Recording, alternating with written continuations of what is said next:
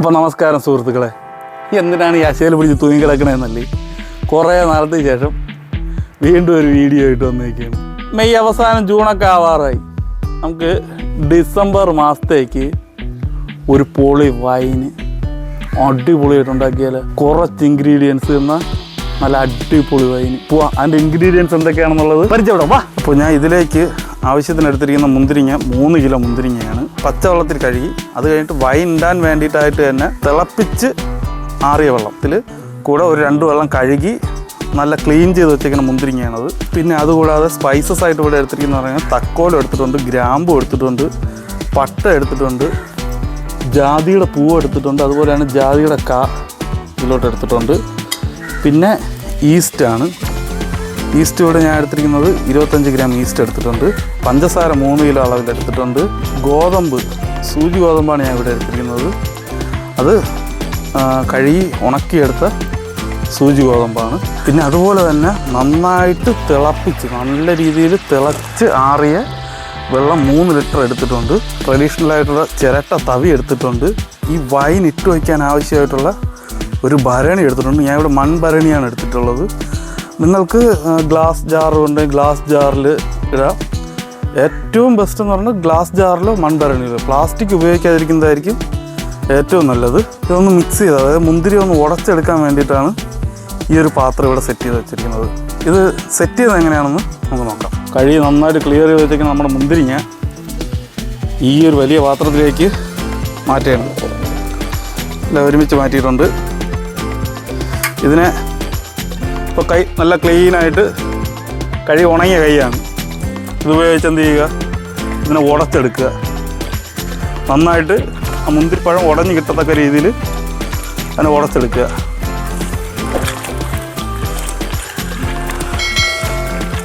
ഇതിപ്പോൾ ഞാൻ എടുത്തിരിക്കുന്നത് ജ്യൂസ് മുന്തിരിങ്ങയാണ്, കറുത്ത ജ്യൂസ് മുന്തിരിങ്ങയാണ്. കണ്ട ആ മുന്തിരിങ്ങ നന്നായിട്ട് ഉടഞ്ഞ് കിട്ടണം. ആ പഴം ഉടഞ്ഞ് കിട്ടത്തക്ക രീതിയിൽ നന്നായിട്ട് അതിനെ ഉടച്ചെടുക്കുക.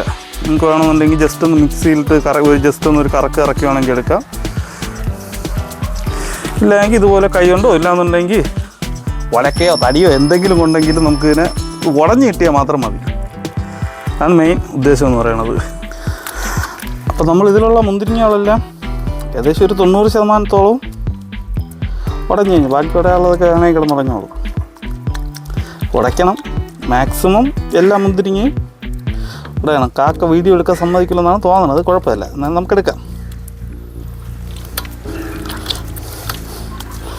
ഓക്കെ, അപ്പോൾ നമ്മളിത് ഏകദേശം കംപ്ലീറ്റ് ഉടച്ചു കഴിഞ്ഞു. നമ്മളപ്പം മുന്തിരിങ്ങ നന്നായിട്ട് ഉടച്ചു വെച്ചിട്ടുണ്ട്. അത് നന്നായിട്ട് കഴുകി വെയിലത്ത് വെച്ച് ഉണക്കിയെടുത്ത ഭരണി. അതുപോലെ തന്നെ ഇതെല്ലാം കഴുകി ഒരു ശകലം ഈർപ്പമല്ലാതെ ഉണക്കി വെച്ചേക്കുന്നതാണ്.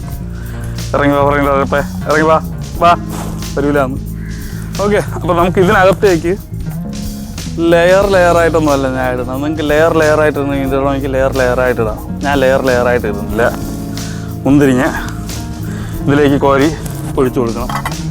അത് ഇതിനൊക്കെ ആദ്യം ഒന്ന് അങ്ങോട്ട് മാറ്റി വയ്ക്കാം. ഓക്കെ, നമുക്കിനി ഇതിനകത്തേക്ക് കോരി നിറച്ചു കൊടുക്കാം.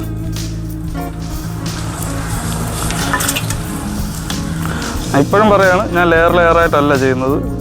എന്തായിരുന്നാലും ഇത് നമുക്ക് മിക്സ് ചെയ്യാനുള്ളതാണ്. അപ്പോൾ മിക്സ് ചെയ്യുമ്പോഴത്തേക്ക് എല്ലാം കൂടെ മിക്സ് ആയിക്കോളും. അതുകൊണ്ട് പിന്നെ അത് വിഷയമുള്ള കാര്യമല്ല.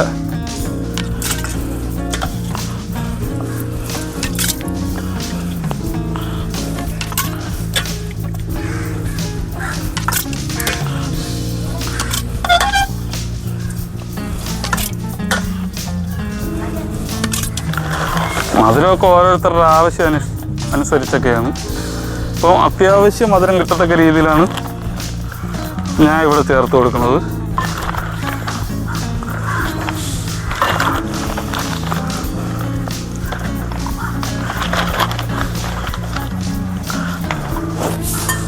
അപ്പോൾ നമ്മളിവിടെ ഏകദേശം 3 കിലോ അളവിൽ പഞ്ചസാര ചേർത്ത് കൊടുത്തിട്ടുണ്ട്. ജസ്റ്റ് അതൊന്ന് മിക്സ് ചെയ്യുക. നല്ല കട്ടിയായിരിക്കും, കാരണം പഞ്ചസാര പിന്നെ ഞാൻ ഇട്ടേക്കുന്ന റിഫൈൻ ഷുഗറാണ്, നല്ല ഫൈനായിട്ടുള്ള ഷുഗറാണ്. അത് പെട്ടെന്ന് അലിയുകയും ചെയ്യും. പിന്നെ നമ്മളിവിടെ എടുത്തു വെച്ചേക്കുന്ന നമ്മുടെ സ്പൈസസ് അതെല്ലാം ഇതിനകത്തേക്ക് ഇപ്പോഴേ അങ്ങ് ആഡ് ചെയ്ത് കൊടുക്കുക. പട്ട ഒന്ന് പൊട്ടിച്ചിട്ട് കൊടുക്കുക.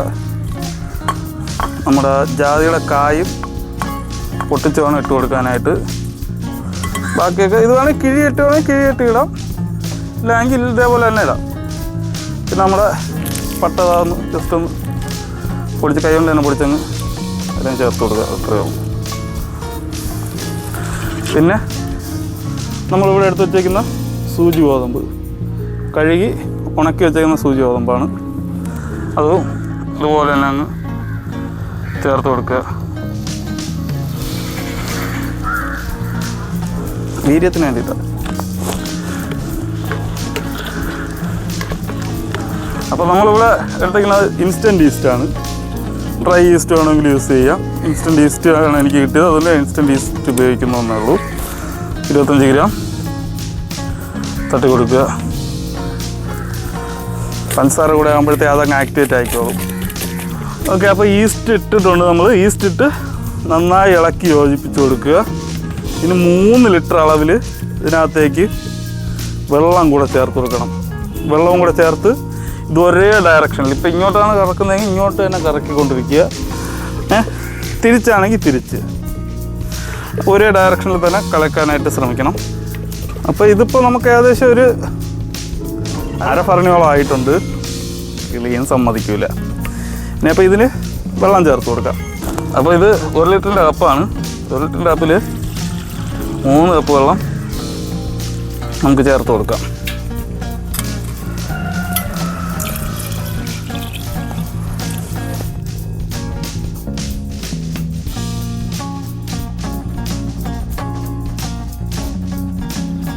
അപ്പോൾ നമ്മുടെ വൈനിടൽ ഏകദേശം ഇവിടെ അവസാനിച്ചിരിക്കുകയാണ്. ഇത് ഈ ഒരു കണ്ടീഷനിലാണ് ഇതിനകത്തിരിക്കുന്നത്. ഇതിന് 41 ദിവസം ആവുന്നത് വരെ ഒന്നിടവിട്ടുള്ള ദിവസങ്ങളിൽ, അതായത് ഇന്നിപ്പോൾ ഇളക്കുകയാണെന്നുണ്ടെങ്കിൽ നാളെ ഇളക്കണ്ട, മറ്റന്നാൾ. അപ്പോഴത്തേക്കും ഓരോ ഇടവിട്ടുള്ള ദിവസങ്ങളിൽ ഇതിന് ഒരേ ഡയറക്ഷനിൽ ഒരു 1-2 മിനിറ്റ് ഇങ്ങനെ രാവിലെ ഒരു എക്സർസൈസ് പോലെ ഇങ്ങനെ ഇളക്കി വയ്ക്കണം. 41ാമത്തെ ദിവസം ഇതിനെ ഡ്രെയിൻ ചെയ്ത്, അതായത് ഫിൽട്ടർ ചെയ്തെടുക്കണം. 41 ദിവസത്തേക്ക് ഇതിനകത്ത് ഞാൻ നന്നായിട്ട് ടൈറ്റ് ചെയ്ത് നല്ല തുണി ഉണ്ടായിരിക്കണം. നല്ല പുതിയ തോർത്ത്, അലക്കിയെടുത്ത തോർത്ത് ഉപയോഗിച്ച് മൂടി, ഇവിടെ കെട്ടയും കൂടെ വേണം കേട്ടോ, നേരത്തെ കൊണ്ടുപോയിട്ട് കിട്ടാം, കെട്ടി വയ്ക്കണം. അതുപോലെ തന്നെ വൈൻ ഇളക്കാനായിട്ട് ഉപയോഗിക്കുന്ന തടി തവിയായിരിക്കണം. ആ തവി നന്നായിട്ട് കഴുകി ഉണക്കി വയ്ക്കണം.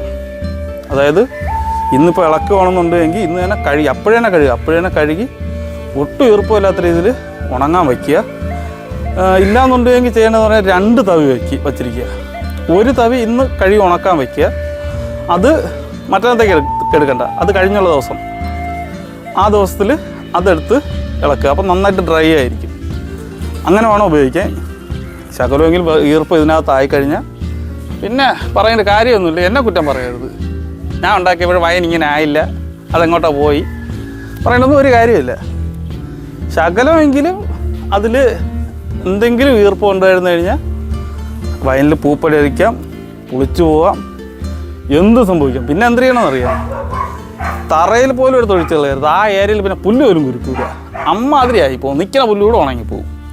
അതുകൊണ്ട് അത് ശ്രദ്ധിച്ചോളണം.